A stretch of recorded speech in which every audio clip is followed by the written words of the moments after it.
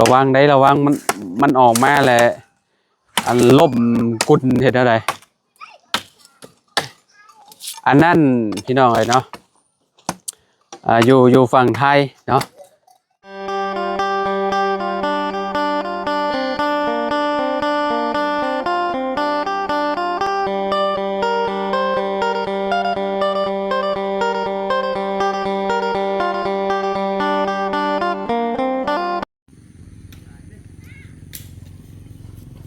เอา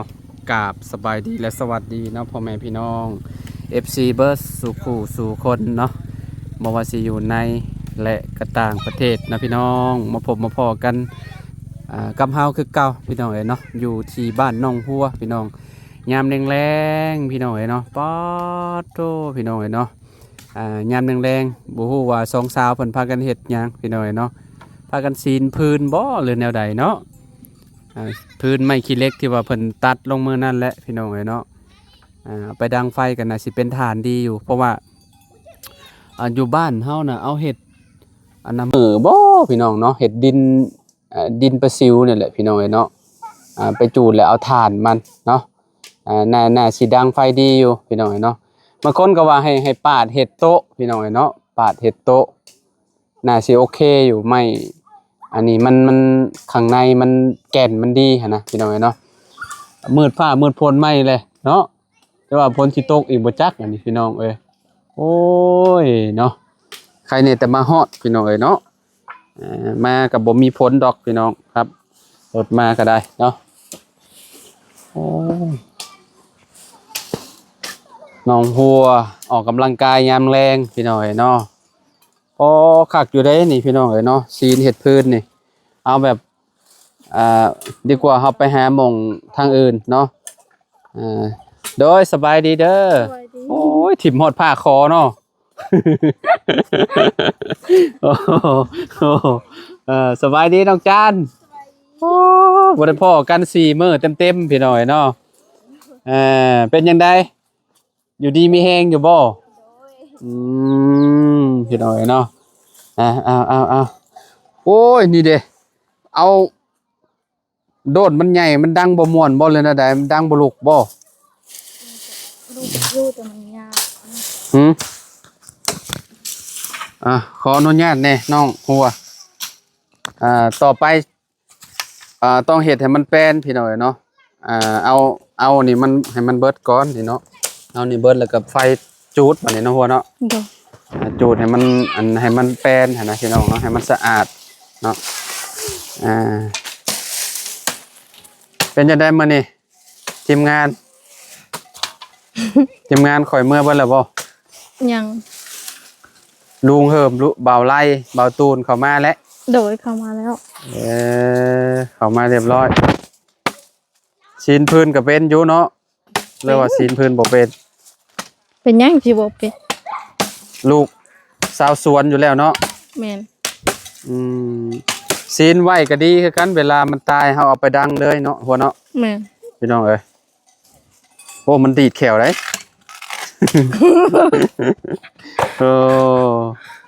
เป็นยังไงไอ้เรื่องพ่อน่ะแบบบาบุญเพิ่นคือว่าเห็นบาบุญเพิ่นอัดคลิปว่าพ่อ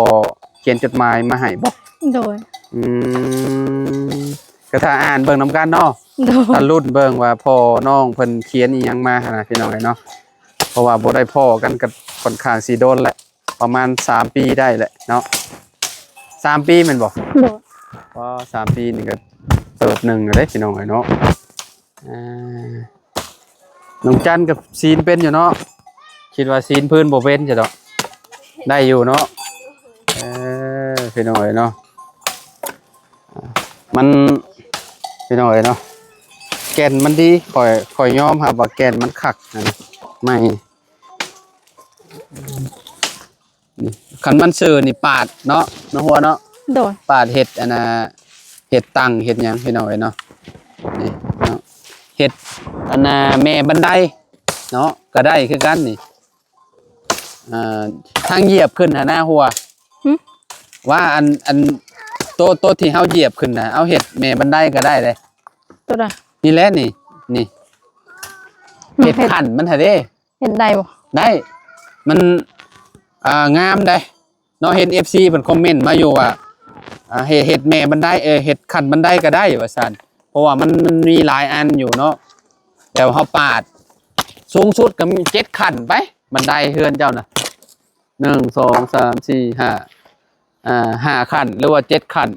ก็ได้แหละค่อยว่างามได้ไม้ขี้เหล็กน่ะมัน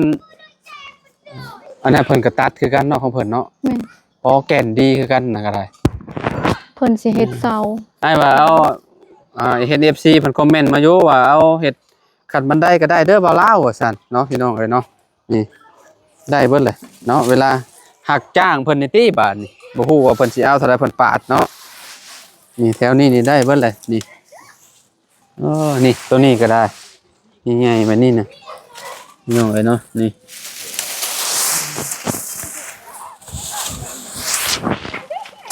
นี่อันนี้ก็งามอยู่นะน้องจันน่ะนี่อันนี้นี่ว่ามันชื่อดีเนาะดึงออกยากบ่โอ้สีนอกเบิ่งไอ้สิดึงมาไอ้มึงสิดึงออกให้โอ้นี่ได้สิเป็นหยังเอาใส่แห้งนี่น้อยหนึ่งได้พี่น้อยเนาะ เด้โอ้ยมันออกง่ายๆนึงพี่น้องเอ้ยอันซีนค่อยเห็นก็เจ้าพันธุ์น่ะบางคนก็คือว่าเห็ดยาวแต่เวลาเขาไปดังนี่คือแบบเป็นเม็ดเลยพี่น้องเนาะ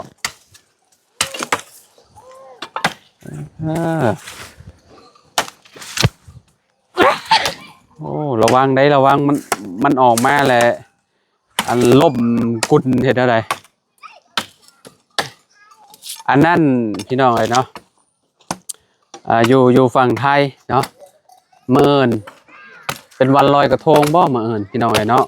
อยู่บ้านเฮาเพราะว่ามื้ออื่นเพิ่นจัดวันลอยกระทงเนาะน้องหัวบ่ไปลอยกระทงอีกบ่น้องหัวบ่ได้เฮ็ดกระทงไปลอยอยู่แม่น้ำเชอีกบ่ มื้ออื่นเขาลอยห้องบ่ แม่นบ่ได้พาน้องไปลอยกระทงหั่นบ่ อยากลอยอยู่หมู่เฮ็ดหมู่เฮ็ดกระทง บ่ฮู้เฮ็ดอ้าวพี่นางอันน้องพรคือว่าเฮ็ดได้มันคือเฮ็ดเป็นกระทงลงทางน่ะว่ะ บ่ได้ลงตา บ่ลอยมื้อนั้นไปอยู่เนาะ โดย ไปคักอยู่เพิ่นว่าเจ้าก็เฮ็ดให้น้องเจ้านำเจ้าก็ไปลอยแหละ2คนเจ้าลอยอยู่แม่น้ำเชน่ะมื้อนี้น่ะเอ้ยมื้ออื่นน่ะวันลอยคักมื้ออื่นน่ะแม่นเลยวันเพ็ญเดือน12จะได้เขาสิว่าเฮาบ้าเขาบ่ได้ลอยไปกายแล้ววันลอยกระทงเฮาพัดไปลอยกระทงเขาสิว่าบ่กายบ้านอ้ายยังจัดเลยอันอยู่บ้านเกิดเขาน่ะเพราะว่ามื้ออื่นเนี่ยเพิ่นสิลอยกระทงเนาะแต่ว่าอยู่คือว่าแหละบางหมู่บ้านเพิ่นบ่ได้อันนั้นพี่น้องเนาะบ่ได้จัดงานจัดหยังเนาะหัวเนาะโดยลอยก็ลอยช่วงออกพรรษาพุธน้องหัวเพิ่นไปลอยให้พี่น้องเนาะกระทงลงทาง เป็นกระทงลงทางติ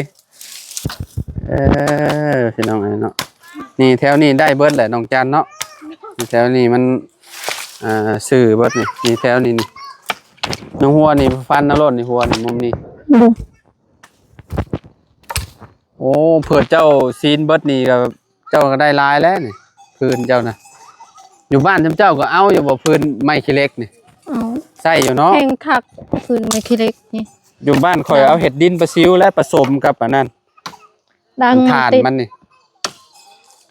คันว่ามีเตาน่ะเอาลงเตาบ่เลยนี่โตที่ว่าอันโดนใหญ่ๆนี่เอาเห็ดทานดังแต่ว่าส่วนใหญ่น่ะบ่ค่อยเห็นพี่น้องบ่ค่อยเห็นเพิ่นดังทานเนาะมีแต่ดังพื้นแบบนี้แต่ว่าไปหาเอามาอยู่ป่าอยู่ดงหั่นน่ะพี่น้องเอ้ยเนาะเห็นแม่น้องหัวเมื่อนั้นเราก็เอาใส่กระสอบใส่บ่ามาพี่น้อยเนาะใส่กระสอบปลาไหลนึง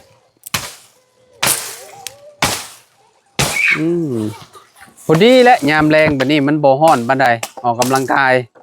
น้องหัวเนาะแม่นบ่เมื่อยเลยพี่น้องเอ้ยเนาะ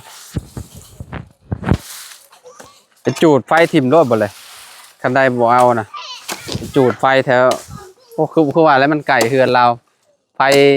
ปิวใส่เฮือนเราในงานเข่าอยู่ได้ต้องซีนไว้แต่ละเถื่อซีนไว้ เวลาเวลาว่างๆเนาะมันขายังได้หลายเติบแล้วพี่น้องนะเพิ่นซีนก็ได้นี่ไม้ขี้เล็กนี่ยอมรับว่ามันสีทองคักเลยพี่น้องเนาะสีทองแบบนี้เลยนี่เห็นบ่ทองอำลามเลยเนาะสุดยอดพี่น้องเอ้ยโอ้ได้หลายเลยได้อันหนึ่งเข่าประมาณรอบ2รอบพอแล้วนี่พี่น้องเอ้ยเนาะน้ำบกหรอบ่อยู่เซน้ำมันขึ้นฮะขึ้นยังขึ้นอยู่ฝนตกมือวานนี่เด้หมดมืออ๋อตั้งแต่เมื่อค่อยเมื่อน่ะฝนยังตกต่อเนื่องบ่เมื่อวานนี้หมดมือโอ้ยเมื่อวานมื้อซื่อมื้อนี้บ่ตกเลยมื้อนี้เนาะว้าวคืออยากติดอ่างติดหยังเลยพี่น้องเนาะเป็นแบบใดบ่ค่อยว่าคืออยากติดอ่างติดหยังมาคิดว่าค่อยบ่เจ้าธรรมดาอยู่เรื่องน้ำเป็นจังได๋ซะเนาะเพิ่นยังถามบ่บุญขึ้นถ้าบ่บุญชาละวันบ่โดยแต่ว่าติดต่อเพิ่นได้แล้วบ่ติดต่อไอ้อันคนที่ว่าสิเพิ่นสิมาเจาะน้ำน่ะยังบ่โดยที่ว่าเพิ่นเจาะแถวนี้เนี่ยเพิ่นคนแถวใดสิมาเจาะซะเนาะบ่ฮู้คือกันบ่ฮู้คือกันคิดว่าฮู้แสดงว่าที่ว่าเพิ่นมีเบอร์โทรหั่นน่ะบ่มีเนาะพี่น้องเนาะ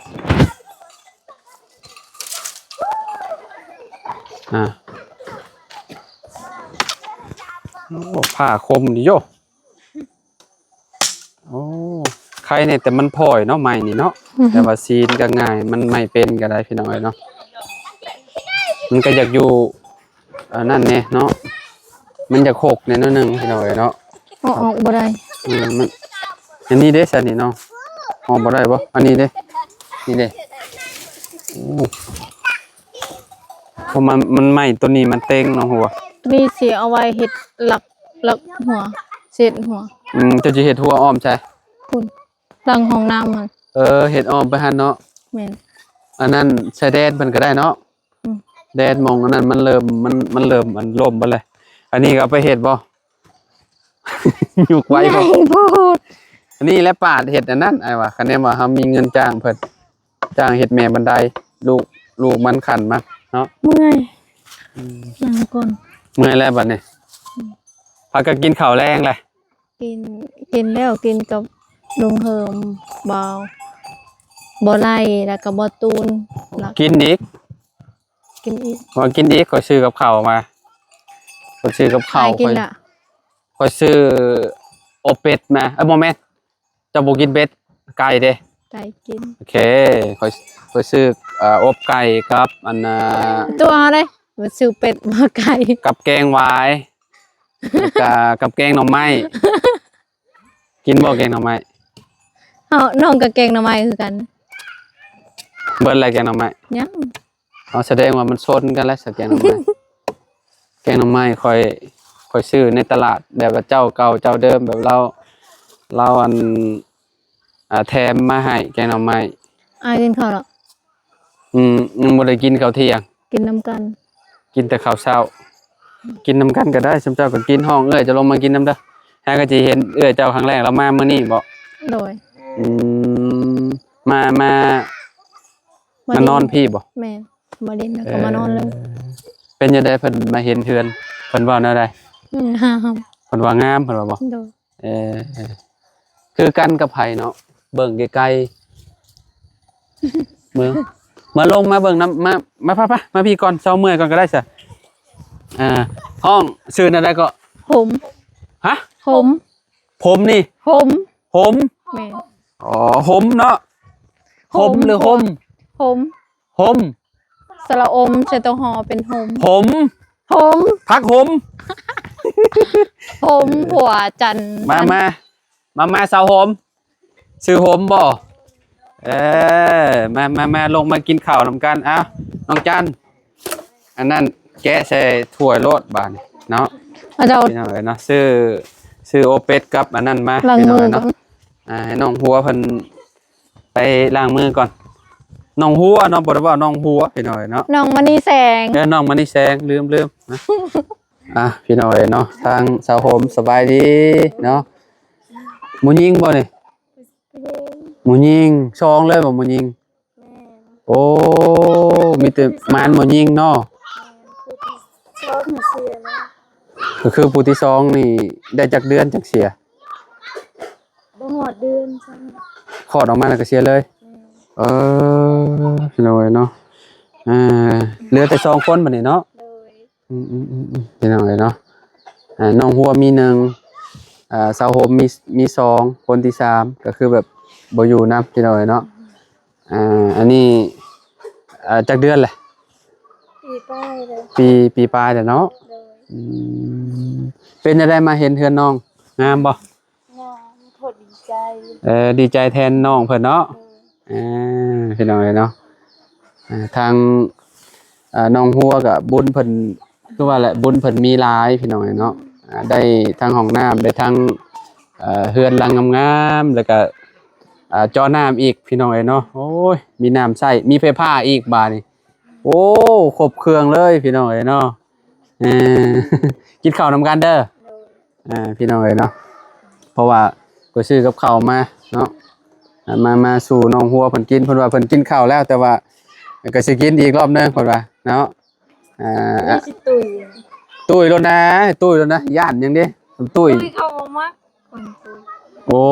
ย FC คอมเมนต์มาดูว่าน้องหัวเพิ่นตุ้ยบ่พี่น้องเอ้ยบ่ได้ตุ้ยนะเจ้าว่าคนอวบบ่ซั่นนี่น่ะเนาะเจ้าว่าบ่สาวโฮมเจ้าจักปีแหละอายุ สอบป้าย ประมาณเท่าไหร่ก็ 25 26 25 26ปีเนาะก็ว่าขอยชื่อเอิ้นเอ้ยบ่ยอมอ่ะพี่น้องเจ้าว่าข่อยเท่าไหร่อ่ะให้เจ้าทาย บ่ฮู้คือกันแหละทาย เดาเอาลองเดาดู สาวเพิ่นสาว เจ้าเดาเอา ก็เจ็ด เจ้า27เจ้าเลย แม่แล้วเจ้า ฮะ เจ้า5เจ้า6คือกันแหละบ่แม่นบ่ 25 26ย้อนอายุให้ข่อยได้เป็นเจ้านะ เอาเท่าได้จ้ะเจ้า2เจ้า3อยู่บ่ โอ้จะ3แล้วบัดนี้แฮงลดลงมาบัดนี้ เจ้า8เท่าเก่า จำนั้นแม่ยังนู่น 7เท่า8เท่าไหร่ บ่ถึกจ้า 30 35 ปีแล้วแม่น35 ปี ว่าติ แม่น35 ปีแล้วเอ้า90ได้อายเกิด